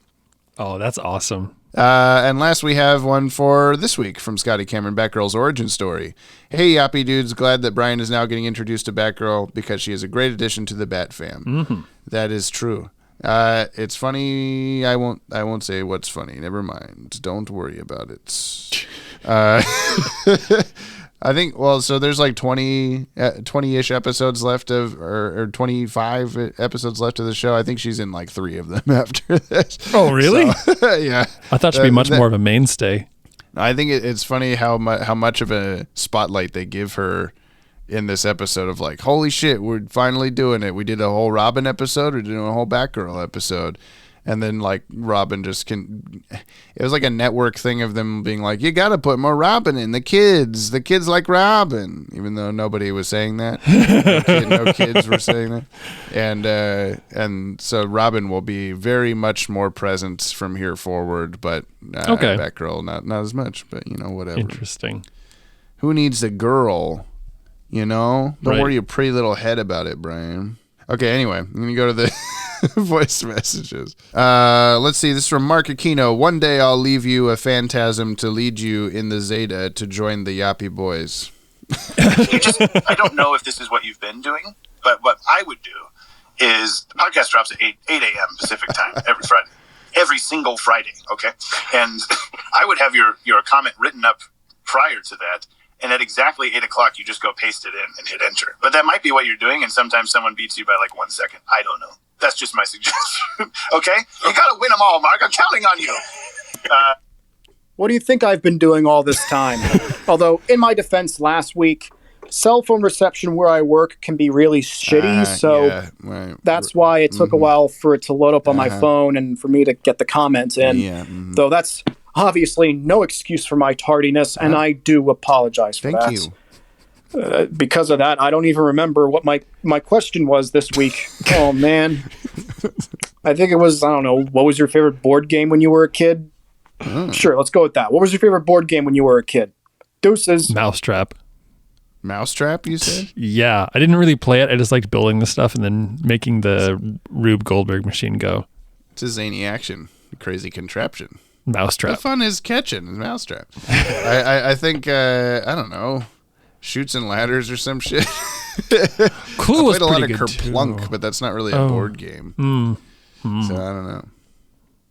Marbles. GCN Musical Minute, Jordan Bloom. It's GCN, Gotham City News with Jack Ryder. Tonight's top story is Commissioner Gordon taking bribes? A rally in support of the commissioner after accusations arise of taking bribes. Batman showed up at the rally. Good for you, Batman. Thanks for helping out. Oh, wait. I've just received an update, and he's fine. It's all fine. Commissioner Gordon is not taking bribes. Someone else is going to probably go to prison for it. Good job, Batman. Now over to the music. I really only wanted to talk about the music this time because we got the Batgirl motif, and I love the Batgirl motif. It's such a good theme, and they use it in so many interesting ways. They play it slow, they play it fast, they play it in all sorts of instruments, and it makes me happy. I love that theme. Yeah, it usually is like trumpets as she's backflipping her way through the street for no reason. But then there was also like a harp version when she went over to Gil Mason's apartment or something. That was cool. Whose apartment? Gil Faison. Oh, yes, sweet. Gil Face. Dylan Pollock, I feel like I probably could have sent 2 messages since it's technically 2 episodes. Don't worry, I didn't. It's time for the Thoughts of the Week from Dylan Pollock on Shadow of the Bat Parts 1 and 2, or we're finally doing a 2-parter right, James? It's a little weird that Barbara thought Batman would at all be fine with going to a public rally. Like, that's something we've ever seen him do. Also, Barbara wants to be treated like an adult, but she still talks to her teddy bear, which is named Whoopi. At least I can see his bad half is a pretty sweet double diss from Gordon towards Two-Face and Gil Mason. And I gotta admit, I spent a minute or two trying to pause to see Squish Two-Face underneath the coin, and it was worth it. I highly recommend it. At the end there, Batgirl's leap out of the boat made me think she could fly for a second because it looked ridiculous. That not only is she jumping, she's jumping while holding another person and carrying that person's weight and still just like flies and defies gravity. I'd give Batman 1 fully submerged subway car still moving perfectly on the tracks out of 5 for this episode. And it's time for the question of the week, James's favorite part. Yes. Are boneless chicken wings just chicken nuggets? Yes. You tell me. They must be prepared differently because I've had this thought before many times, but I prefer them because they're less messy. As a vegetarian, I feel like I can't have an opinion here. You don't. Yeah, you know. Do you prefer boneless vegetable chicken? What chicken? Actually, I think it was Beyond recently. I don't know if they recently came out with it, but I recently discovered they have chicken tenders, and like it's getting to the point where it just doesn't taste different enough from like normal like breaded chicken tenders. Yeah. It's kind of getting scary. Like, like in a good way though? Like you are happy or you don't want it? I mean, that's as something I've thought about before is like Jessica's stepdad has said like we've gone to like a vegan restaurant and he'll be like, how are your somethings like the plant version of the show of the food, the show. I don't know. I'll be like, yeah, is there good? And he'll be like, do they taste just like real blah blah blahs? And I'll be like, yes, that's the point. Like that they are much healthier for you, and yet you don't notice. Like I don't like he's trying to make a point, I guess, of like, might as well just eat the real thing. What the fuck? And there's so many of that with him. I'm sorry, Jessica, listening in the car, but that's happened before. But then I've thought about like, do you want it to taste like meat, or do you want it to just be like a meaty alternative? I don't know. So that's the one thing I'll say is that like, I don't know that like the vegetarian or like vegan chicken tenders are any more healthy than regular chicken tenders. Like maybe. Hard to say there. The thing for me, like, I guess it depends on if you're a vegetarian that wasn't always like yourself and you like miss the taste of meat. I wish I could eat meat without it being meat. No, Bingo. see, that'll like ruin it for you. I feel like when you go vegetarian, it's like you make that decision and you're like, I'm just going to eat different food. And so that was my approach for like many years. And now it's like, okay, yeah, like the Impossible Beyond Burgers, all these things that came out and like they can be made like pretty convincingly. And I've had some like veggie sausage, which is like no different. But I suppose that's the thing, like if you're like, yeah, I really, really miss that flavor, but it's never going to be quite the same. So are you getting it, or are you just like teasing yourself further? I really don't know. Yeah. I mean, I've only done vegetarian one time for like 2 weeks, and I just went like, it wasn't like a missing meat thing. It was just like I was too busy and stressed and stupid to figure out recipes for things that didn't call for meat, because that's all I knew. Yeah. So I was just like, I'll just eat. Nope, that is meat, James. I'll just eat. No, I'll just have some meatloaf. Fuck. Yeah, shit. Yeah, no, it takes a little while to get used to it. Yeah. And also for your hunger to change over, because like meat stays in your system a lot longer than vegetables do. Right. I have also thought like, maybe not this coming time, but whenever I'm with you at some point, I would like to like, hey, Brian, give me some recipes that you eat because I would like to eat them and stop being fat. We're going to look over to comments on the last episode on the Podtower YouTube channel. This is on episode 60, Fire from Olympus, or Techno Zeus running by Zorbas. We got Tip Tapricot. Bit late, so yapping in here last minute, but Shadow the Bat is such an interesting episode. I think it introduces Barbara as Batgirl really well, with her determination, her care, and her stubbornness. Some of the more vaguely sexist comments are, of course, weird, and I don't like the vague vibes here and there that Babs and Bruce, with Babs and Bruce, but I appreciate that the narrative overall treats Barbara as needed and competent, even if she's just getting her footing in the vigilante business. Yeah, as a like early 90s Warner Brothers cartoon, that could have gone way worse. Oh, yeah. Oh, you're just a bum. You're just a lady. You don't know what to do, or something. Right. How she becomes Batgirl also feels realistic to the world. A daughter trying to help her father and going with the persona the news makes for her as a result.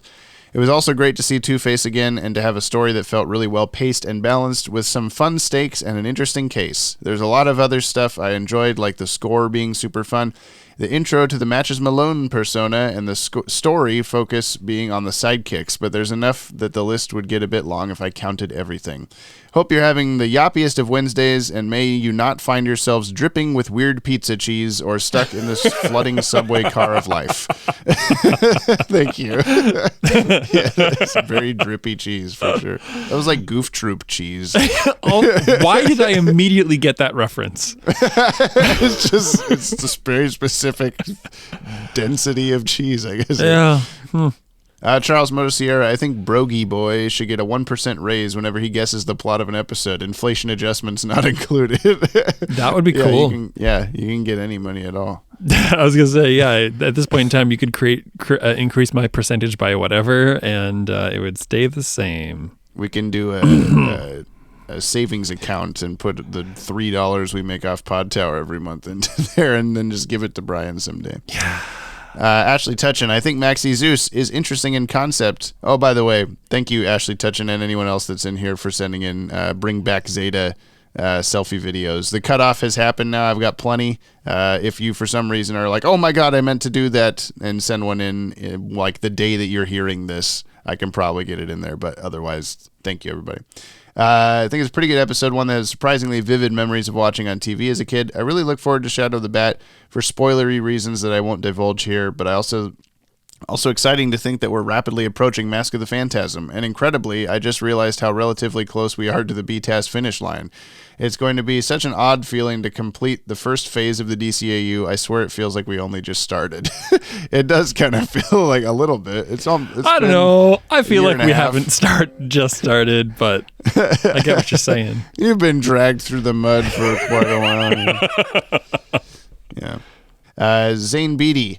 I got big trivs. I was reading a Batman comic, The Man Who Falls, by Dennis O'Neil, a retelling of Batman's origin where he joins the FBI for a short time but realizes he can't do his work within the system. But when signing up, he has a conversation with a man who tells him that a federal agent doesn't pull his piece that often. They leave that to Ephraim Zimbalist Jr., a reference to the actor's appearance on the FBI the comic. Oh, yeah, it was the TV show that he was on for a while. The comic was written in 1989 before he would go on to voice Alfred. After you enjoyed the connection between Kimmy and the Invisible Man, I hope this one tickles your brain as well. Yes, thank you. That is cool. Here we go. Scar Louis 1. Our new Batman is a woman. There it is. One of my main takeaways from this episode is that Harvey Bullock cleans up nice. Well, not nice, but better than I'd expect. He was in like a suit there for a bit. Cooney Phoenix. Hey. Wow, Hey. It's been a while since I've commented. Hello. I've actually just submitted one of 2 college applications, so I'm listening to this newest podcast episode as a sort of reward for myself. Congratulations. Nice. I hope you make it into at least one of them. So Fire from Olympus is the most episode of all time, I guess. Personally, it doesn't stand out to me as exceedingly good or bad, though I do like the animation throughout. The bit where Batman's greeted as Hades and invited to drink nectar of the gods, or whatever Zeus called it, and he's like, yeah, okay, well, actually, I have some questions for you. Still makes me laugh. As for the music, I have a story about it. When I was in 4th grade, I saved for and bought the first volume of the BTAS soundtrack on iTunes and listened to it religiously. One of those tracks was this 14-minute one, Gotham City Overture. I think you brought that up in other comments, where it plays clips from different pieces throughout the entire 6 volumes of the soundtrack. I remember every time I'd hear this track, I knew every single episode the music belonged to, except the one that would play from around 5 to 9 minutes right after Heart of Ice music and before Birds of the Feather stuff. For years, I wondered what it could be, until about 4 or 5 years later when I finally bought the 3rd season DVD and got this episode. I realized I'd never seen it before. This was one of the very few they probably reran on the Hub network that I must have missed. I remember that night pressing play on the episode, hearing the music, and immediately exclaiming, "This is it, finally!" And so, yeah, basically I had no way of knowing for years until then, and it was a cool moment for younger me. Nice. I feel that. As for Shadow of the Bat as a 2-parter, all I'm going to say is the score. All right, maybe it's just me, but it's one of my favorites. Anyway, stay yoptastic. Did I spell that right? And have a great day. Yeah, you spelled it right. Yeah, good luck on the college stuff. Keep us informed. I don't know what says okay. Oh. I don't know if that's allowed. Unless you're a sock puppet account or something. Scrudge. Some quick thoughts on Fire from Olympus. Keen Machine is absolutely correct. Maxie's giant Olympus tower came out of nowhere. Between that and the giant Mount Gotham from Christmas with the Joker, Batman's Gotham's skyline is just kind of all over the place. 2, I'm kind of impressed that they got that blimp exploding sequence past BS&P. There were definitely a few casualties there. 3, I find it hilarious how right after Maxie gets electrocuted and falls 100 feet head first, Batman's reaction isn't to rush to help him, but rather to just solemnly turn and walk away as if he's just kind of done with the whole ordeal. As for Shadow of the Bat, not a bad pair of episodes, but there was an obviously massive missed opportunity in not including my boy Killer Moth in Batgirl's origin. That's a Batgirl villain in the comics, but Killer Moth never appear really. I like that Killer idea. Moth. Just like a regular moth, but somehow kills people. It's got a big stinger. Nick Sorensen. Main reason I know about this episode is because of owning that Fire and Ice video James mentioned. Very baffling that Warner Home Video would think of pairing Mr. Freeze up with Maxie Zeus for a VHS release when the excellent Heart of Ice still exists. I'm going to assume it's already a safe bet for Brian that Mr. Freeze will return in another episode some point soon in this series. I won't tell him anything about this next episode. Only that he'll instantly know which episode only that he'll instantly know which episode's his next. Oh my God! It's going to say ice in it, and I'm going to know about it. Got it. Yeah, his second James tells him the title for it. That aside, for now, I do think this is another one of the more fun one-off villain episodes, and I'd expect no less from Paul Dini, just a business tycoon under the self-delusion that he's the Mr. High and Mighty and Mr. Hey, you get off my cloud of Greek mythology. Steely Dill. Shout out to the Yoppie community. Oh, this is Dylan Pollock. I don't get to read this. YouTube has changed their... I'll just finish what I was saying. Yoppie community killing it with the comments. Thanks.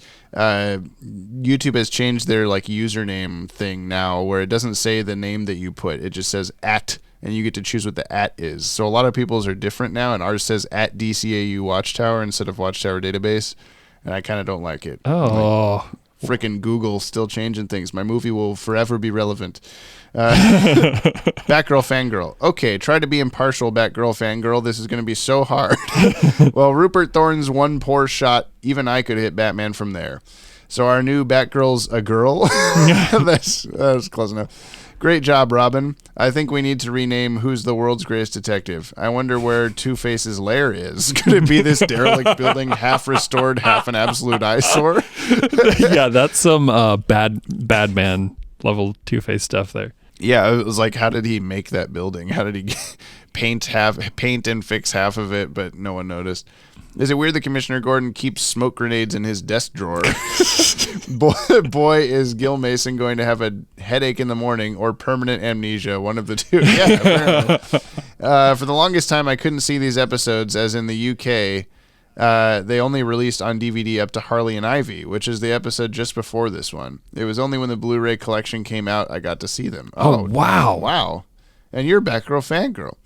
I'm glad, and maybe this made you Batgirl. Is this Batgirl Fangirl's origin story? I'm glad you're reviewing both episodes together, as they work best as a pair. As you can imagine, I've read a lot of Batgirl comics, and I think this origin story is top-notch, quite original, and works so well in the DCAU. I just love the music. Batgirl's theme is one of my all-time favorites. I think the animation is a lot better in Part 2. Everything seems to be a little sluggish in Part 1, especially the start with Batman and Thorne on the rooftop. Interesting. That was one of the parts we liked a lot. Part 2 is one of my favorite episodes of BTAS. I love everything about it, from Two-Face gets hit with the giant coin. It's a bit silly. Nice messages. Scarloey 1, Tip Tappercut, Jordan, Mark, and Dylan. Keen episode, guys. 5 stars and 5 Barbara's ever-changing Batgirl costumes. /face. Juan Pedro, Fire from Olympus, or I've Got Batman in My Trunk. God, I wish I could remember who these people were by their previous names. What is this person's channel name? Lanola Cola. I have to click on it now to see who you are. Cool, YouTube. Thank you. By the time y'all read this comment, I will have spent my Thanksgiving weekend in Canada. I even managed to catch reruns of BTAS, Superman the Animated Series, Justice League Unlimited, and even The Young Justice on Teletoon. Man, is Brian in for a surprise in the improvements in animation quality and storytelling. While I'm at it, since you're both from Big Bus, Oregon, have you ever visited Vancouver or any parts of Canada? Yeah. I say Brian has, I'm sure. Not on the West Coast. I've never, despite the amount of friends that I have both in Vancouver and different parts around BC and like stretching up to Whistler, I've never been to West Coast Canada, though being originally from New Hampshire, Montreal, like where I was in New Hampshire, and Montreal was only like 2 hours away. And so been up there and been to Quebec City many times for this amazing juggling fest called Turbo Fest, which I just adore and haven't been back to in several years. But yeah, Canada's cool, but the grocery stores always confuse me. Because it's so much like stipulation. It's like so much like America, but then like all the products are different, and the grocery stores are a little bit smaller scale, which just makes sense. But well, most of the time, yeah. Oh, I like Canada. I would like to go sometime. Will and I got close when we went to film as extras in that James Franco movie. That was in like very northern Washington, and it was very, very cold. I just remember being like, Canada's right there. We could just go. We could leave. We should go to BC someday, Jamie. Maybe that's the trip that we should do. Big cuss. Didn't think that's what you were going to say there. Sorry. Big. Yeah. All right. Yeah, we should go to Vancouver. Yeah, not Washington. A lot of shows that I really like are filmed in Vancouver because it's one of those places that everything gets filmed, like Supernatural and Battlestar Galactica. and etc. Wency209, I want to say I'm really enjoying Zeta Month so far. Thank you. The finale to Zeta Month, by the way, will be coming out in the next couple of weeks. There will be a trailer dropping, hopefully within the next couple of days after you're listening to this.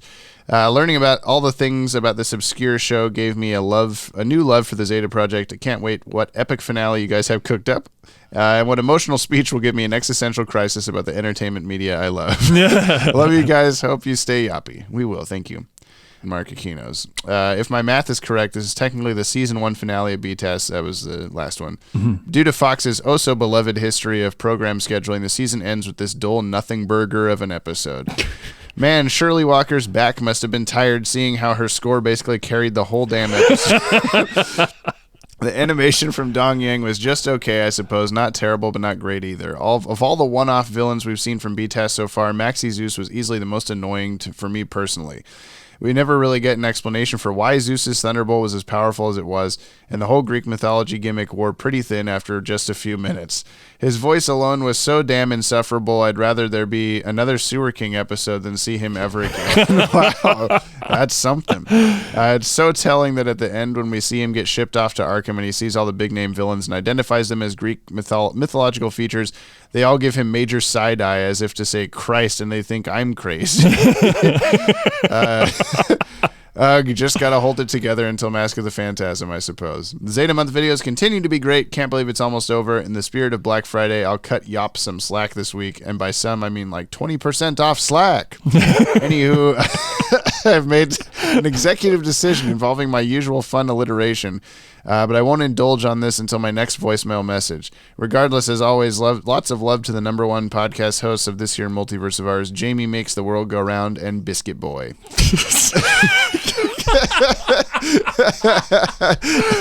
Like American biscuits or UK biscuits? That's a good question. I'm assuming American.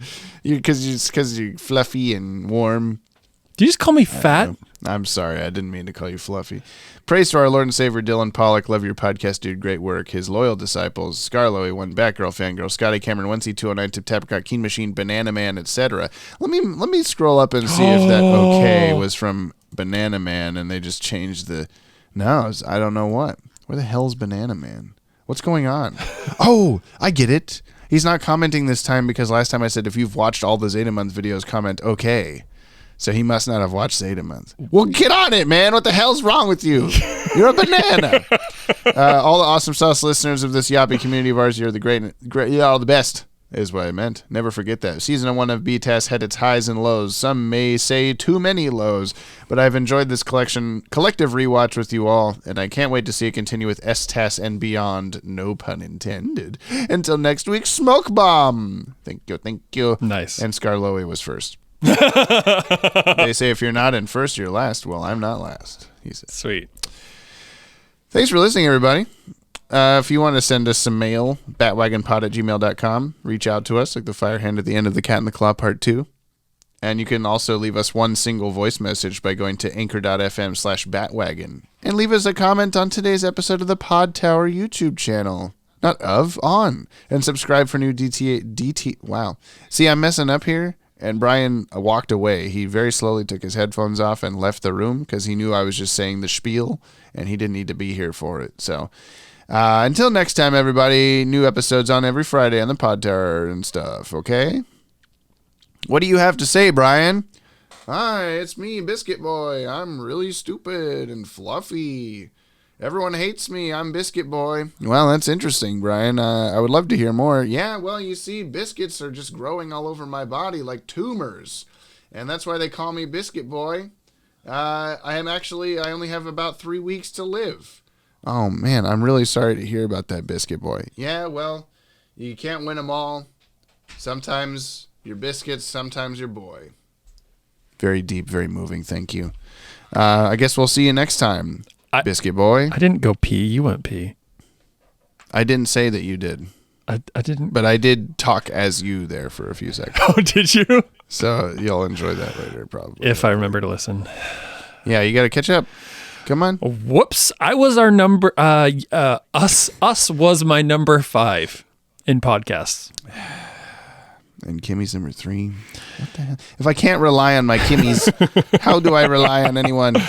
I mean, to be fair, my number 1 was the one that, like, when I can't sleep, which is basically every night, I listen to a very techie. I think I've talked about this podcast. You're supposed to listen to this one when you sleep. I couldn't sleep to this.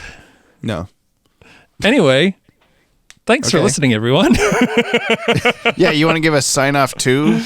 Bigger sign off? Do I want to give a bigger sign off? How can you? I'm doing the music while you do it. Oh, okay. The Batgirl thing. You have to talk as Batgirl. Okay, yeah. I can. I'm Batgirl. Thank you for listening. My face is a weirdly animated face. Thank you. You're welcome. Bye. Commissioner, I understand that Gil Mason is still in a coma. Yes, but even so, he has been indicted. So how does it feel to be behind your desk again? A heck of a lot better than it felt being behind bars. And what of the mysterious Batgirl? Who is she and where has she vanished to? Any thoughts? As far as I'm concerned, she's as welcome in Gotham City as the Batman. How do you think Batman will feel about that? I suppose there's always room for one more. And I have a feeling we'll be seeing her again. I wouldn't be at all surprised.